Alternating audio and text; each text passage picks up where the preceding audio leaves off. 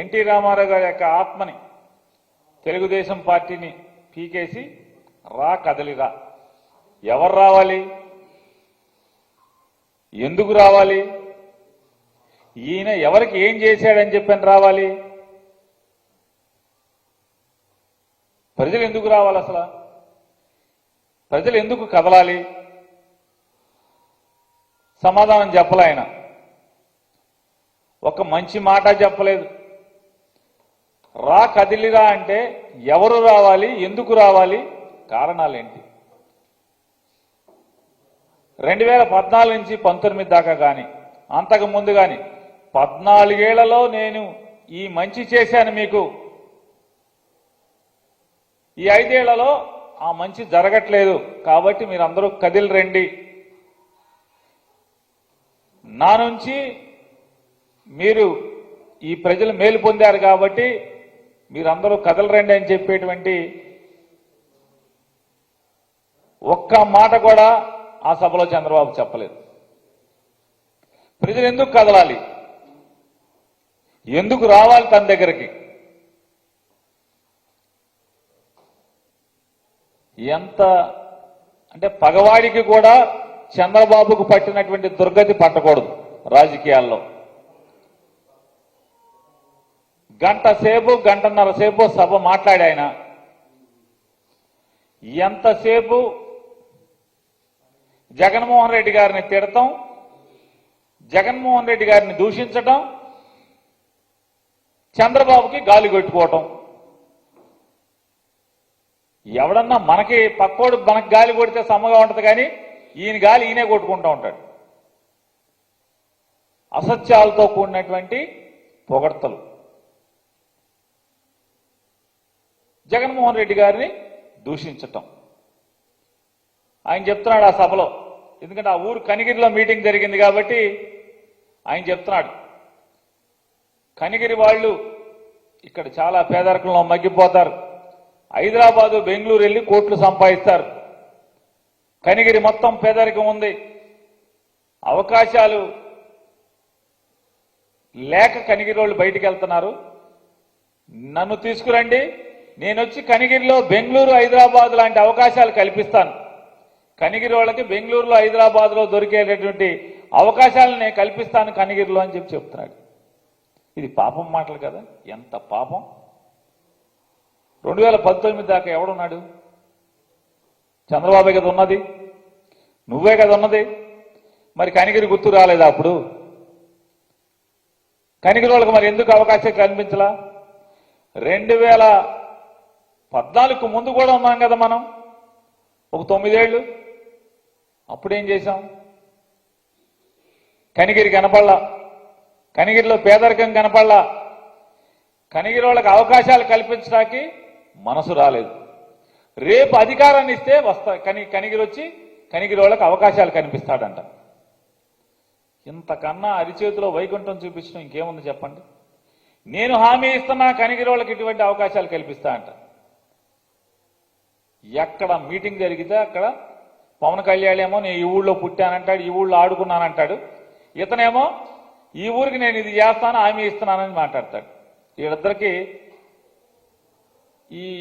ఈ పిచ్చి మాటలు చెప్పేటువంటి అవలక్షణం ఉంది రాజకీయ నాయకులు ఇద్దరికి. ఈ రాష్ట్రంలో అభివృద్ధి లేదని చెప్పి మాట్లాడతాడు ఆయన. ఇవాళ జరిగేటువంటి ఈ రాష్ట్రంలో అభివృద్ధి నీ 14 ఏళ్ల పాలనలో అసలు పంచాయతీ బిల్డింగ్ ఉందా? గ్రామీణ ప్రాంతాల్లో గ్రామాల్లో ఒక్క కార్యాలయం ఏదన్నా ఉందా?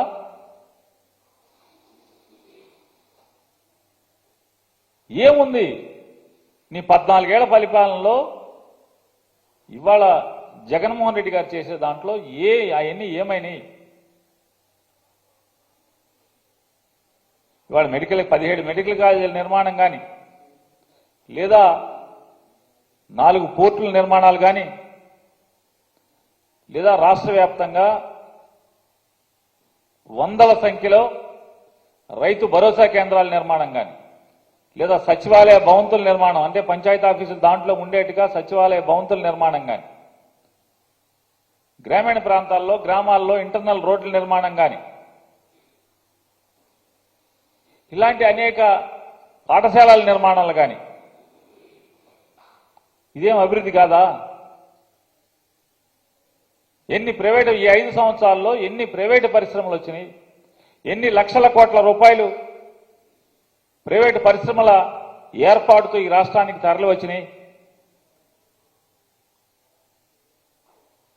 ఇవాళ ఆయన చెప్తాడు, ఆదాయాన్ని పెంచి ఏ ప్రభుత్వం అయితే వ్యక్తుల యొక్క ప్రజల యొక్క ఆదాయాన్ని పెంచి వారి ఖర్చులు తగ్గిస్తే అదే సుపరిపాలన అంట. చంద్రబాబు నాయుడు గారు అసలు ఈ 14 ఏళ్లలో ఎవరి ఆదాయం ఏం పెంచాడు, ఏం ఖర్చులు తగ్గించాడు అని చెప్తున్నాను. రేట్లు ఎప్పుడన్నా తగ్గించాడా చంద్రబాబు పరిపాలనలో? అతను 14 ఏళ్ల పరిపాలనలో ఎప్పుడన్నా రేట్లు తగ్గించాడా?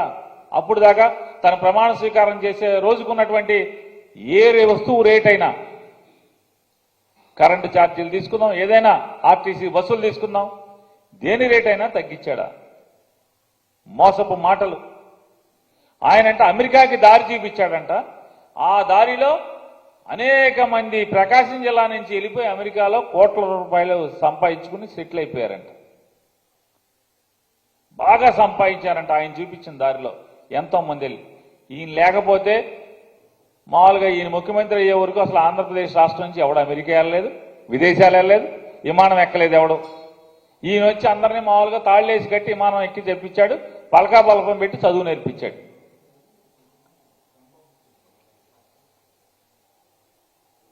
ఒకప్పుడంట ఈ రాష్ట్రంలో ఉద్యోగాలు విపరీతంగా ఇచ్చే రాష్ట్రం ఏదంటే ఆంధ్రప్రదేశ్ అంటే తన్నుండగా చూపించేవాళ్ళంట. ఇంటికి ఒక ఉద్యోగం ఇస్తా అని చెప్పి చంద్రబాబు నాయుడు చెప్పి మేనిఫెస్టోలో చంద్రబాబు నాయుడు పవన్ కళ్యాణ్ కలిసి 2014లో ఇంటికి ఒక ఉద్యోగం ఇస్తా ఉన్నారు. 1,60,00,000 పైచిలుకు కుటుంబాలు ఉన్నటువంటి ఈ రాష్ట్రంలో 1,60,00,000 పైచిలుకున్న కుటుంబాల్లో ఎన్ని కోట్ల కుటుంబాల కంటే 1 కోటి ఇచ్చారా, 1,50,00,000 ఇచ్చారా, 1,60,00,000 ఇచ్చారా, 10 లక్షలు ఇచ్చారా? ఎవరికి ఇచ్చారు ఉద్యోగాలు? అసలు ప్రభుత్వ ఉద్యోగాలు ఏం తీసుకున్నారు? ఇవాళ జగన్మోహన్ రెడ్డి గారు వచ్చిన తర్వాత అది సచివాలయం ఉద్యోగం ఏ ఉద్యోగం కాదా? రాష్ట్ర ప్రభుత్వ ఉద్యోగమే కదా. బేసిక్ ఎంత ఉంది? మీ రాష్ట్ర ప్రభుత్వంలో ఉన్నటువంటి మిగతా కార్యాలయాల్లో బేసిక్ ఎంత ఉంటుందో దాదాపు అంతే ఉంటుంది కదా. 1,40,000 మంది సచివాలయ ఉద్యోగులు, 40,000 మంది ప్రభుత్వ ఆరోగ్య శాఖలో డాక్టర్ల దగ్గర నుంచి కింద స్థాయి ఉద్యోగస్తుల వరకు 48,000 ఉద్యోగాలు ప్రభుత్వ ఉద్యోగాలు. ఈ ఉద్యోగాలు కాదా? ఈ ఉద్యోగ కల్పన కాదా? 2 లక్షల పైచీలకు 2 లక్షల సుమారుగా 2 లక్షల ఉద్యోగాల్ని రాష్ట్ర ప్రభుత్వంలో నిరుద్యోగ యువతకి నింపటం, లేదా ప్రైవేటు పరిశ్రమల స్థాపన ద్వారా ఉద్యోగ అవకాశాలు కల్పించడం, ఇది జగన్మోహన్ రెడ్డి గారు చేస్తే మీ కళ్ళకు కనపడవు. మీరు మాత్రం ఏమీ చేయకుండానే అన్నీ చేసేసినట్టుగా ప్రజలు భ్రమించాలి. ఎప్పటికప్పుడు మేము వస్తే ఇది చేస్తాం అంటే ఉండంగా మాత్రం ఏమీ చేయరు. చంద్రబాబు నాయుడు కానీ, చంద్రబాబు నాయుడు గారు తోడు పవన్ కళ్యాణ్ కానీ వాళ్ళకి అధికారం ఉన్నప్పుడు మాత్రం ఏమీ చేయరు. ఈ రాష్ట్రానికి ప్రజలకి అధికారం పోయినప్పుడు మాత్రం మీరు మాకు అధికారం ఇవ్వండి, అరిచేతిలో వైకుంఠం చెప్పిస్తాం, మీకు అది ఇస్తాం, ఇది ఇస్తాం, ఉద్యోగాలు ఇస్తాం, బంగారం ఇస్తాం, ఇళ్ళు ఇస్తాం, స్థలాలు ఇస్తాం, సంపద సృష్టిస్తాం. జగన్మోహన్ రెడ్డి గారు అంటే పరిపాలన బాధుడంట. నిత్యావసర సరుకులు ధరం ఆకాశాన్ని అంటుతున్నాయంట. చంద్రబాబు నాయుడు గారిని ఒకటే ప్రశ్నిస్తున్నాం. ఇవాళ మీకు హెరిటేజ్ కంపెనీ ద్వారా మీకు పొందినటువంటి షేర్ల ద్వారా ఏర్పడినటువంటి మీ వ్యాపారం బిగ్ బజార్ అనేటువంటి వెచ్చాలు అంటే కిరాణా సరుకులు, ప్రొవిజన్ స్టోర్ వెచ్చాలు దొరికేటువంటి, వంట నిత్యావసర సరుకులు దొరికేటువంటి బిగ్ బజార్ మీదే. మీకు, మీ భార్య గారికి, మీ కొడుకు గారికి, మీ కోడల గారికి, మీ మనవడ గారికి వాటాలున్న సంస్థ బిగ్ బజార్. బిగ్ బజార్లో తీసుకుందాం. హైదరాబాద్లో ఏ రేట్లు ఉన్నాయి, బెంగళూరు బిగ్ బజార్లో ఏ రేట్లు ఉన్నాయి, కందిపప్పు రేట్ ఎంత ఉంది, శనక్కాయ నూనె రేట్ ఎంత ఉంది, విజయవాడలో శనక్కాయ నూనె రేట్ ఎంత ఉంది, కందిపప్పు రేట్ ఎంత ఉంది, బియ్యం రేట్ ఎంత ఉన్నాయి, మీ బిగ్ బజార్లను చూద్దాం. ఏ రాష్ట్రంలో అయినా సరే చంద్రబాబు నాయుడుకు ఉన్నటువంటి బిగ్ బజార్ దుకాణాలు చంద్రబాబు నాయుడు గారికి వాటా ఉంది. ఆ షాపుల్లో చూద్దాం పదండి. ఏమండి సార్, వీళ్ళు విలేకరులు హెరిటేజ్ దేంట్లో కలిసింది సార్? రండి, హైదరాబాద్ వెళ్దాం రండి. మీరు మూత పడలేదు సార్, ఉన్నాయి సార్ షాపులు. మొన్న కూడా ఎచ్చాలు కొనుక్కొచ్చి తీసుకెళ్లి చూపించాం. బెంగళూరులో ఎచ్చాలు కొని తీసుకెళ్లి అనంతపురంలో చూపించాం. మొన్న అనంతపురం మీటింగ్కి వెళ్తా మీ ఇట్లాగే తీసుకెళ్లి బెంగళూరులో బిగ్ బజార్లో కొనుక్కొని తీసుకెళ్లి చూపించాం. ఇదిగో ఇది చంద్రబాబు నాయుడు దుకాణం అని చెప్పని. హెరిటేజ్ అనే సంస్థ దేంట్లో కలిసిందండి? ఫ్యూచర్ సంస్థలో కలిసింది. ఫ్యూచర్లో చంద్రబాబు నాయుడు హెరిటేజ్ కూడా ఫ్యూచర్ కంపెనీకి సంబంధించిన దాని కింద బదలాయింపు జరిగింది. ఫ్యూచర్ హెరిటేజ్లో పాలు, పెరుగు, నెయ్యి మాత్రమే అమ్ముతారు ప్రస్తుతం. అంతకుముందు అన్నీ అమ్మేవాళ్ళు. పాల ప్యాకెట్ రేట్ ఎంత ఉంది? నెయ్యి కేజీ ఎంత ఉంది హెరిటేజ్లో? బెంగళూరులో ఎంత ఉంది? హైదరాబాద్లో ఎంత ఉంది? అదే 360, 370 కదా అర కేజీ నెయ్య. పాల ప్యాకెట్ అర లీటర్ అదే 30, 32 రూపాయలే కదా. ఎక్కడైనా అదే ఉంది కదా. ఏ ఆంధ్రప్రదేశ్లో రేట్ తక్కువ, ఎక్కువ అమ్ముతున్నావా? లేదా మీరేమన్నా తక్కువ అమ్ముతున్నారా మీ హెరిటేజ్ దాంట్లో? పోనీ తేడాలు ఉన్నాయా? బెంగళూరుకి, హైదరాబాద్కి, విజయవాడలో మీ షాపుల్లో మీ హెరిటేజ్ పాల ప్యాకెట్లు ఏమైనా తక్కువ రేట్లకు అమ్ముతున్నారా? పోనీ నెయ్యి ఏమైనా వ్యత్యాసం కనబడుతుందా ఆంధ్రప్రదేశ్కి, బెంగళూరుకి, అక్కడికి, ఇక్కడికి ఏమన్నా? అంటే మరి వ్యత్యాసం ఉంటే మీ దుకాణాల్లోనే ఉండాలి కదా, తేడాలు లేవు కదా. అంటే పచ్చి మోసపు మాటలు, దగా మాటలు. జగన్మోహన్ రెడ్డి గారి ప్రభుత్వంలో కిరాణా సరుకులు పెరిగినాయి అని చెప్పని. పోనీ రామోజీరావు గారు మీ మాటలని రామోజీరావు గారు కూడా తప్పుడు రాతలు రాస్తున్నాడు కదా. ప్రియా ఉత్పత్తులు తయారు చేసే దాంట్లో ఆంధ్రప్రదేశ్లో మీ పచ్చళ్ళు, ఒడియాలు, అప్పడాలు అన్ని అమ్ముతున్నారు కదా. అన్ని అమ్మందేముంది? అమ్మే దాంట్లో హైదరాబాద్లో మీ ప్రియా పచ్చళ్ళు రేట్ ఎంత, ప్రియా శనగపొడి రేట్ ఎంత, ప్రియా కందిపొడి రేట్ ఎంత, ప్రియా అప్పడాల రేట్ ఎంత, బెజవాడలో రేట్లు ఎంత? ఏం తేడా ఉన్నాయా? ఎందుకు తేడా ఉండట్లేదు? తేడా ఉండాలి కదా. ఇటువంటి అబద్ధపు మాటలు, విషపు మాటలు, విషం చెమ్మటం, బురద చెమ్మటం పనిగా పెట్టుకుని ఇవాళ లేని దాన్ని సృష్టించటం, ప్రచారం చేసి ఈనాడు, జ్యోతి, TV5, ఈటీవీ, ఏబిఎన్ టీవీ, మహా టీవీ ఇట్లాంటి టీవీలు, పేపర్ల ద్వారా జగన్మోహన్ రెడ్డి గారి మీద అసత్యాలని, విషాన్ని అక్షర రూపంలో, వార్తల రూపంలో చిమ్మి ఈ రకమైనటువంటి తప్పుడు మాటలు మాట్లాడుతున్నది వాళ్ళు చంద్రబాబు నాయుడు గారు. ఒకసారి ఆత్మపరిశీలన చేసుకోమని చెప్పి మాట్లాడుతున్నాను. ఇవాళ ఆయన మాట్లాడతాడు, ఎక్కడ చూసినా రైతు ఆత్మహత్యలు అంటే ఈ 4 ఏళ్లలో. విఘ్నత ఉండాలి. ఎక్కడ చూసినా రైతు ఆత్మహత్యలు ఎక్కడ జరుగుతుంది రా ఒకసారి? ఈ రాష్ట్రంలో జగన్మోహన్ రెడ్డి గారి ప్రభుత్వం వచ్చిన తర్వాత వర్షం పడకుండా ఎక్కడన్నా ఏ జిల్లాలోనూ ఉందా? పంటలు పండకుండా ఏ జిల్లాలో ఉన్నా, రైతు పంట వరి వ్యవసాయం చేయకుండా ఎక్కడన్నా ఉన్నారా? రైతుకు గిట్టుబాటు ధర లేకుండా ఏ జిల్లాలోనూ ఎక్కడన్నా ఈ రాష్ట్రంలో ఎక్కడన్నా ఉందా? రైతు భరోసా కేంద్రాల ద్వారా విత్తనం నుంచి పంట అమ్ముకోవటం వరకు ప్రతిదీ కూడా ఈ రాష్ట్ర ప్రభుత్వమే రైతుకు గిట్టుబాటు ధర,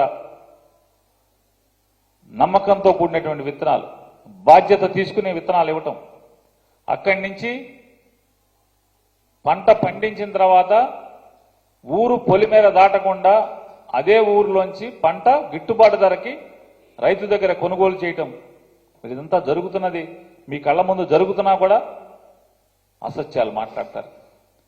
ఆయన ఇంకా ఎంత విచిత్రంగా మాట్లాడతాడంటే, తమ్ముళ్ళు మీరు ఊళ్ళు అలిసిపోతే సాయంత్రం ఒక హాఫో క్వార్టరో తాగాలనిపిస్తే ఈ జగన్ రెడ్డి మీకు మందు అందుబాటులో లేకుండా చేసేస్తున్నాడు. చాలా రేట్లు పెంచేశాడు. నాకు ఓటేయండి, 100 రోజుల్లో నేను మీ ఓటు ద్వారా అధికారానికి, నాకు అధికారం ఇవ్వండి, మీకు తక్కువ రేటుకే బ్రాందీ సప్లై చేస్తానని మాట్లాడుతున్నాడు.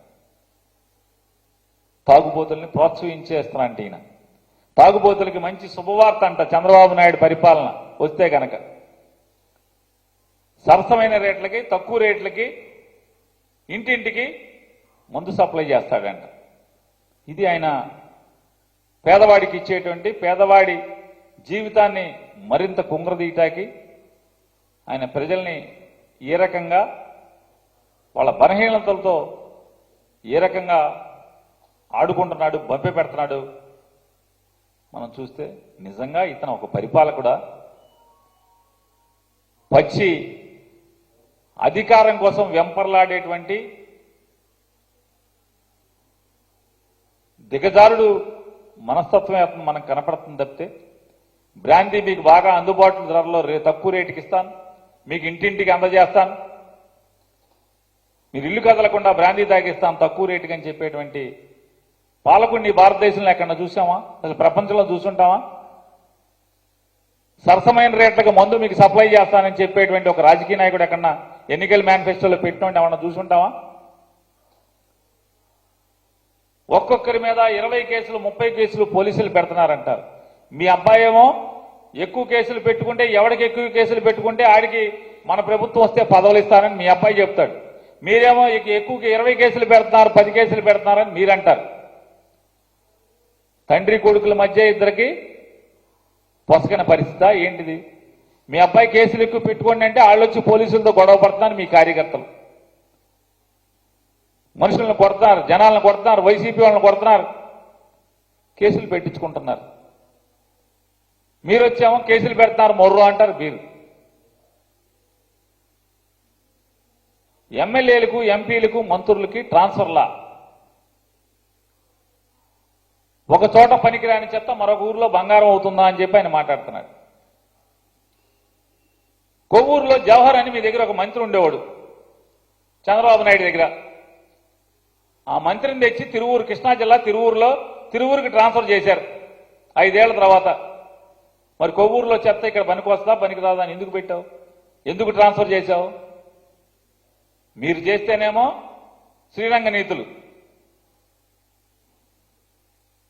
చంద్రబాబు నాయుడు గారు, మీరు మీ సొంతూరు చంద్రగిరి, మీరు చంద్రగిరిలో ఎమ్మెల్యే. చంద్రగిరి నుంచి మీరు కుప్పానికి ఎందుకు ట్రాన్స్ఫర్ అయ్యారు?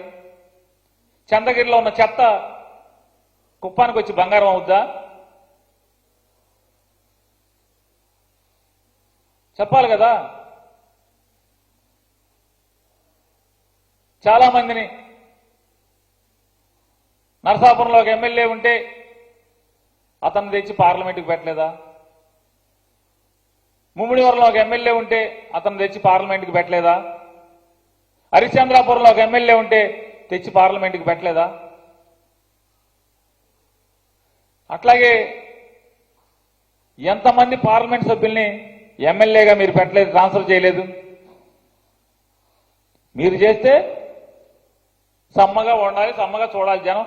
ఆహా ఓహో, ఈయన అసలు పరిపాలనా దక్షుడు, రాజనీతిజ్ఞుడు, అసలు రాజకీయాల్లో రాజకీయ పండితుడు అని చెప్పనేమో మేము మొత్తం భజన చేయాలి జనం. జగన్మోహన్ రెడ్డి గారు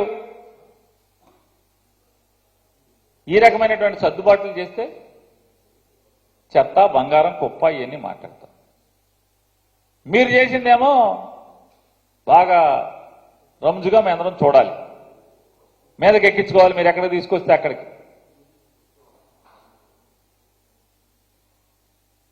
ఆయన సూపర్ 6 అంట కొత్తగా కనిపెట్టాడంట. డ్వాక్రాలు నేనే కనిపెట్టా, దీపాన్ని నేనే కనిపెట్టా, ఆడవాళ్ళకి ఈ రాష్ట్రంలోని ప్రతి ఆడపిల్లకి నెలకి 1500 రూపాయలు ఇస్తానని చెప్తున్నాడు. 3 గ్యాస్ బండలు ఇస్తాడంట, 3 గ్యాస్ బండలు ఉచితంగా ఇస్తాడంట, నెలకి 1500 డబ్బులు ఇస్తాడంట.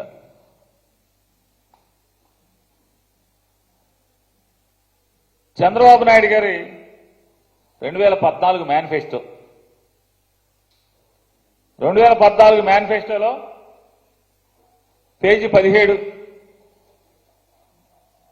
పుట్టిన ప్రతి ఆడబిడ్డ పేరుతో మహాలక్ష్మి పథకం కింద 25,000 బ్యాంకులో డిపాజిట్ చేస్తా అంట. మీరు చెప్పండి, మీరు పాత్రికేయ మిత్రులు, ఈ రాష్ట్రంలో ఏ ఆడపిల్లకన్నా 25,000 బ్యాంక్ డిపాజిట్ ఎక్కడ చేశాడా? పుట్టిన ప్రతి ఆడపిల్లకి.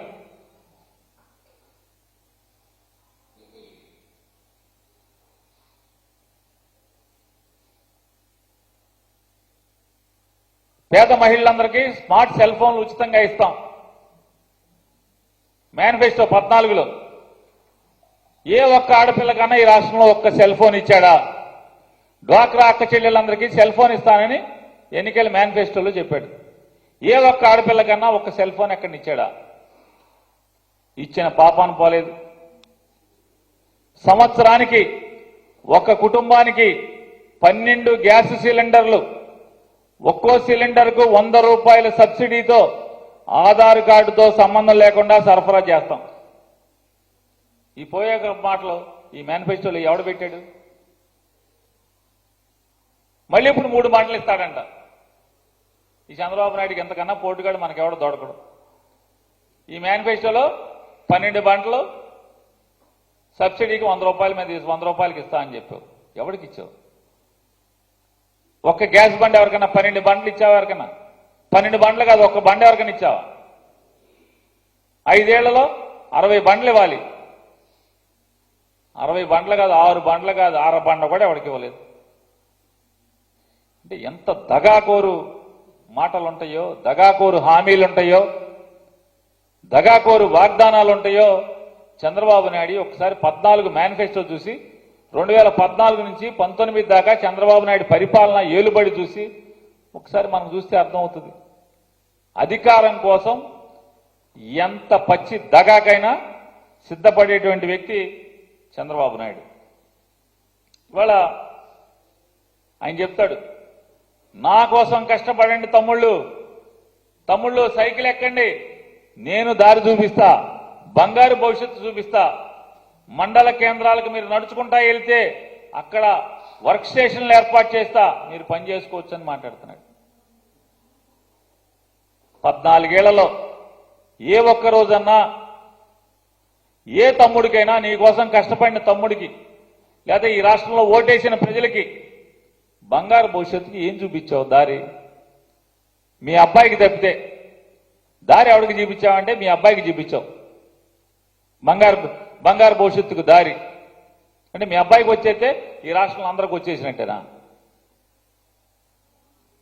మళ్ళీ ఇప్పుడంట ఈయన కోసం 100 రోజులు పనిచేయండి, సైకిల్ ఎక్కండి, నా కోసం సైకిల్ తొక్కండి 100 రోజులు కష్టపడండి, బంగారు దారి చూపిస్తా, బంగారు భవిష్యత్తు అంటే.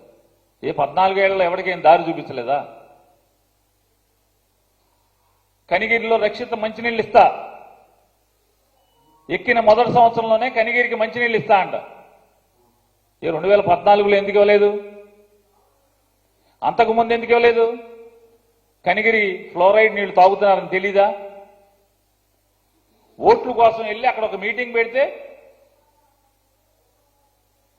కనిగిరిలో బలహీనంగా తెలుగుదేశం పార్టీ ఉందని చెప్పని జిల్లా మొత్తం నుంచి కార్యకర్తలను పోగేసుకెళ్లి బస్సులు పెట్టి అక్కడ పోగేసి పెడితే కనిగిరిలో పార్టీ బాగుపడిపోద్ది. కనిగిరిలో నీళ్లు ఇచ్చేస్తామని చెప్పేస్తావు. మరి 2014 నుంచి 19 దాకా నిద్రపోయారా? మీ అబ్బాయే కదా గ్రామీణ నీటి సరఫరా చూసింది. తండ్రి కొడుకులు ఇద్దరు నిద్రపోయారా? కనిగిరిలో ఫ్లోరైడ్ లేదా? బీసీల కోసం జైహో బీసీ అని చెప్పి సభలు పెడతా అంట. అంటే ఓట్లు కావాల్సి వచ్చినప్పుడు జైహో బీసీ అని పాడతావు, అధికారం ఉన్నప్పుడు బీసీలకి ఒక్క బీసీలకి ఏం చేశాం? ఇస్త్రీ పెట్టించాం. ఇయే కదా మనం చెప్పేది. గొర్రెలు ఇచ్చాం, ఇస్త్రీ పెట్టించాం, కళ్ళు గీయటానికి తునగాల బండి ఇచ్చాం, కొడవలు ఇచ్చాం. అంటే కులవృత్తులు బీసీలు కులవృత్తుల్లోనే ఉండిపోవాలి. కానీ ఇవాళ ప్రపంచవ్యాప్తంగా వెనుకబడిన కులాలు కానీ పేదరికలు ఉన్నటువంటి దళితులు కానీ వీరందరూ దేశ విదేశాల్లో వెళ్తున్నారంటే నాడు రాజశేఖర రెడ్డి గారు 2004లో ముఖ్యమంత్రి అయిన తర్వాత సంపూర్ణమైనటువంటి ఫీజు రీయింబర్స్ ద్వారా చదువు మొత్తాన్ని ఉచితం చేయటం ద్వారా ఎంతో మంది వెనుకబడిన తరగతులకు సంబంధించినటువంటి పిల్లలు ఇంజనీరింగ్ చదువుకుని వృత్తి విద్య చదువుకుని దేశ విదేశాల్లో స్థిరపడ్డారు తప్పితే చంద్రబాబు నాయుడు గారు మీరు బీసీలకు ఏం చేశారు? ఒక్క మాట చెప్పగలిగావా? పోనీ ఆ సభలో చెప్పావా? నేను 14 నుంచి 19 దాకా వెనుకబడిన కులాల అభ్యున్నతికి ఈ మహిళరాళ్లు ఈ గుర్తుంచుకునేటువంటి ఈ పనులు చేశాను, లేదా అంతకుముందు నా 14 ఏళ్ల రాజకీయ జీవితంలో ముఖ్యమంత్రిగా పనిచేసినటువంటి 14 ఏళ్లలో బీసీలకు ఇది చేశాను అని ఒక్క మాట చెప్పగలిగావా? చెప్పలేవు. లేదు, ఎందుకంటే ఒక్క పని చేయలేదు. ఓట్లు వచ్చినప్పుడు బీసీలు కావాలి, బీసీలు జైహో అనాలి, టీడీపీకి బీసీలు వెన్నుముక అని చెప్పని ఒక మాట మాట్లాడాలి, వాళ్ళని ఒప్పేయాలి, గాలి కొట్టాలి, బీసీలు ఓట్లు సంపాదించుకోవాలి, అధికారాన్ని మీరు పంచుకోవాలి. నేను బీసీలకి రుణపడి ఉన్నాను, మీ రుణం తీర్చుకునే బాధ్యత నాది. ఓట్లు వచ్చినప్పుడల్లా చంద్రబాబు నాయుడు నోట్లు వచ్చే భాష. బీసీలకి నేను రుణపడి ఉన్నాను, బీసీలు తెలుగుదేశం పార్టీకి వెన్నుముక, బీసీలకి నేను రుణం తీర్చుకునే బాధ్యత నాది. ఎన్నిసార్లు బాధ్యత లేని ప్రవర్తన, బాధ్యత లేని మీ ప్రవర్తన మీది ఇన్నాళ్ళు. ఎందుకని బాధ్యత లేకుండా ప్రవర్తిస్తారు? మైనార్టీలకు రంజాన్ తోఫా ఇవ్వలేదు జగన్మోహన్ రెడ్డి గారు. ఏంటి రంజాన్ తోఫా? ఆ రోజు నువ్వు ఒక పాయసం, ముక్కిపోయిన పాయసం ప్యాకెట్ ఇస్తే సరిపోద్దా? ఆ పాయసం ప్యాకెట్ హెరిటేజ్, నెయ్యి హెరిటేజ్లో ఉన్న సామాన్లన్నీ అమ్ముకుంటాకి రంజాన్ తోఫా, క్రిస్మస్ కానుక, సంక్రాంతి కానుక, మన హెరిటేజ్ సామాన్ని అమ్ముకుంటాం. అరే నిజంగా మైనార్టీలు ఉద్ధరించబడాలంటే ఏం చేయాలి? చదువు నేర్పాలి, నాణ్యమైన చదువు నేర్పాలి, వృత్తి విద్యలు నేర్పాలి, ఉద్యోగ అవకాశాలు కల్పన చేయాలి. అది లేదు. రంజాన్ తోఫా ఇస్తా అంటే రంజాన్కి సేమియా వండుకుని తింటే అయిపోతుంది. అది కూడా హెరిటేజ్ సేమియా వండుకోవాలి, హెరిటేజ్ నెయ్యి పోయాలి. ఇది మైనార్టీలకు మాత్రం 5 ఏళ్లలో మంత్రి లేదు. అధికారం ప్రజల నుంచి మాత్రం ఓట్లు ఇప్పుడు మాత్రం మైనార్టీలు ఓట్లు వేయాలి. 5 సంవత్సరాల్లో మైనార్టీ మినిస్టర్ లేడు. ఇది ఈయన మైనార్టీల పట్ల వాళ్ళ రక్షణకి బాధ్యత తీసుకుంటాడంట ఇప్పుడు కొత్తగా.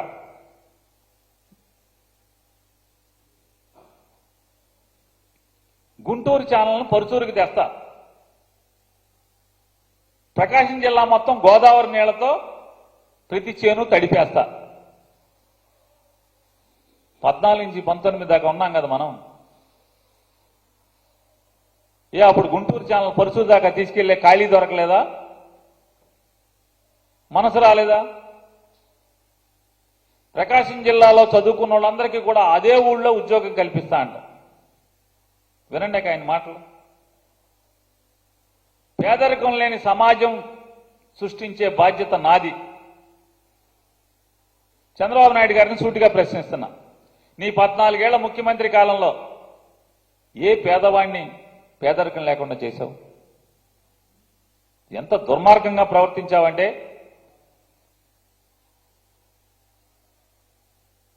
చదువు నేర్పటం అనేది ప్రభుత్వ బాధ్యత కాదు, చదువు యొక్క బాధ్యత ప్రైవేటు వ్యక్తులు తీసుకోవాలని చెప్పని ఒక బాధ్యత గల ముఖ్యమంత్రి ఉద్యోగంలో ఉండి 2015-16 సంవత్సరంలో 14-19 మధ్య అనేక సార్లు నొక్కి వక్కాణించినటువంటి దుర్మార్గపు ముఖ్యమంత్రి చంద్రబాబు నాయుడు.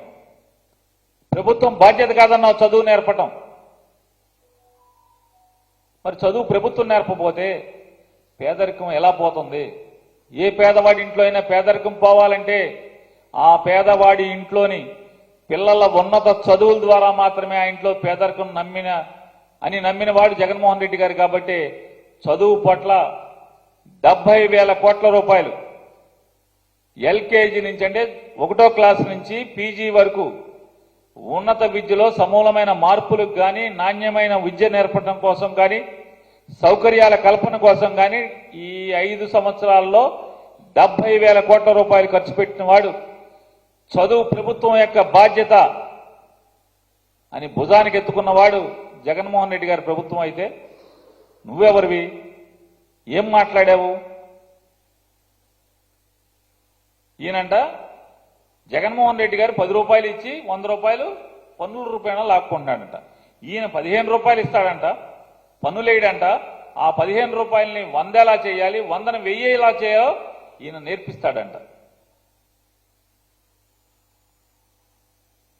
మీరు 2 ఎకరాల రైతు కడుపున పుట్టి చంద్రబాబు నాయుడు గారు 2 లక్షల కోట్లకి ఎలా ఎదగాలో నువ్వెదిగావు తప్పితే ఈ రాష్ట్రంలో ఏ పేదవాడికి ఈ 14 ఏళ్ల నువ్వు ముఖ్యమంత్రిగా ఉండగా ఎవరిని 15 రూపాయలు ఇచ్చి 100ని 1000 చేసేటువంటి విద్య ఎవరికి నేర్పించావు? ఎవరికి నేర్పించావంటే నీ ఎమ్మెల్యేలకి, నీ మంత్రులకి నేర్పించావు. 15ని 100 చేయాలి, 100ని 1000 చేయాలనేది నేర్పించావు. ఆయన మాట్లాడతాడు. ఇంట్లో బాబాయ్ కూతురు మీ వ్యతిరేకం, మీ సొంత చెల్లి వ్యతిరేకం అని. చంద్రబాబు నాయుడు గారిని నేను ఒకటే ప్రశ్నిస్తున్నాను. హరికృష్ణ గారు మీకు వ్యతిరేకమా కాదా? నందమూరి హరికృష్ణ గారు వ్యతిరేకమా కాదా? ఎన్టీ రామారావు గారు మీకు వ్యతిరేకమా కాదా?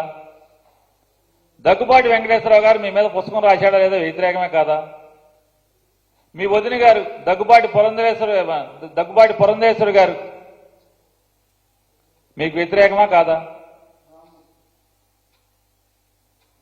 మీ సొంత తమ్ముడు నారా రామ్మూర్తి నాయుడు కాంగ్రెస్ పార్టీలో చేరి పనిచేశాడా లేదా మీకు వ్యతిరేకంగా?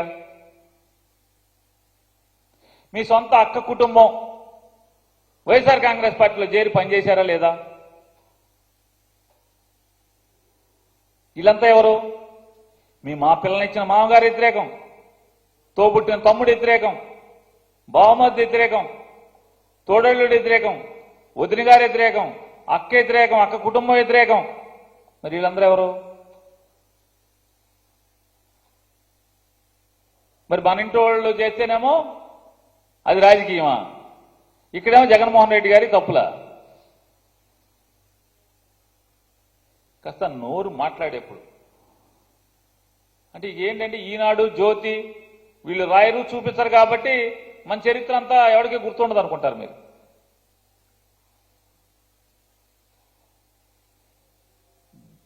చంద్రబాబు నాయుడు గారి పరిపాలన ఉన్నప్పుడేమో దోచుకోవటం, దాచుకోవటం, అధికారాన్ని తన చుట్టూ ఉన్నటువంటి తన చుట్టాలకి పంచిపెట్టడం, చుట్టాలకి మాత్రమే పంచిపెట్టడం.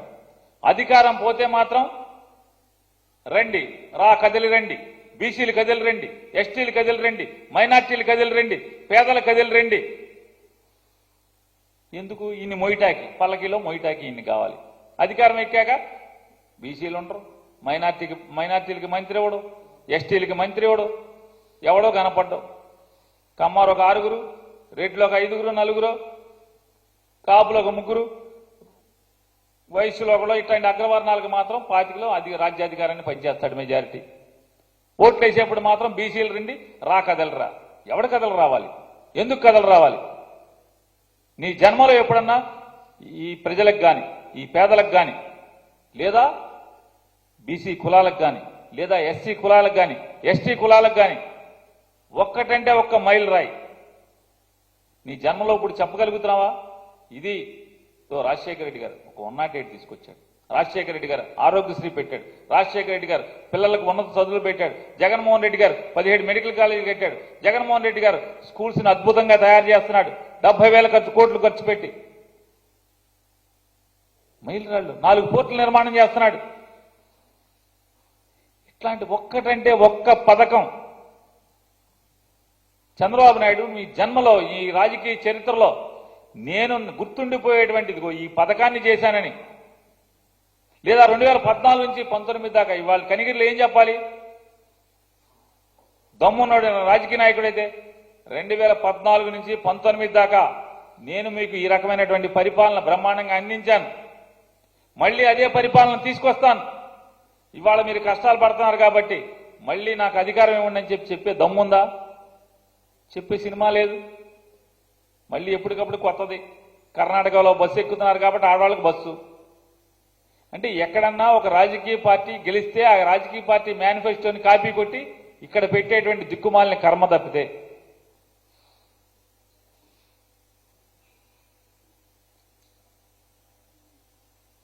ఇటువంటి మీటింగులు 10 కాదు, 20 కాదు, 30 పెట్టుకోండి.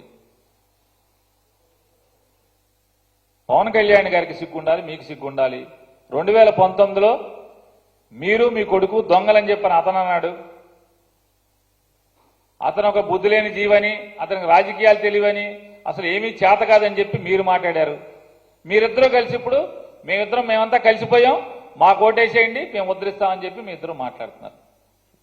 14 నుంచి 19 దాకా ఈ రాష్ట్ర ప్రజల్ని నట్టేట ముంచినటువంటి మీరు 600 హామీలు ఇచ్చి ఇట్లాంటి మేనిఫెస్టోలో వ్యవసాయ రంగానికి 9 గంటల విద్యుత్ ఇస్తా అన్నారు. 5,000 కోట్ల రూపాయలతో ధరల స్థిరీకరణ నిధి అన్నావు, డ్వాక్రా మాఫీ అన్నావు, బెల్ట్ షాపులు రద్దు అన్నావు, సెల్ ఫోన్లు ఇస్తా అన్నావు, ఇంటికి ఒక ఉద్యోగం అన్నావు. ఏమైనా ఈ మేనిఫెస్టోలన్నీ గాలికి వదిలేసి కనీసం ఎక్కడ దొరకకుండా మేము ఎవడేంటే మామూలుగా ఈ పాత కాగితాల పుస్తకాల్లో ఎక్కడో కొనుక్కొచ్చి దాచుకుని మేము ఫోటో స్టాట్లు తీసుకుని ఉంచుకున్నాం. ఎందుకంటే మొత్తం లేకుండా చేసావు కదా. 14 మేనిఫెస్టోని ఎక్కడ కనపడకుండా చేసావు కదా. మరి ఇవన్నీ ఏమైనాయి? ఎన్టీఆర్ సుజల పథకం కింద ప్రతి గ్రామానికి, పట్టణానికి మంచినీటి సరఫరా, ప్రతి వీధికి ఉచిత కుళాయి.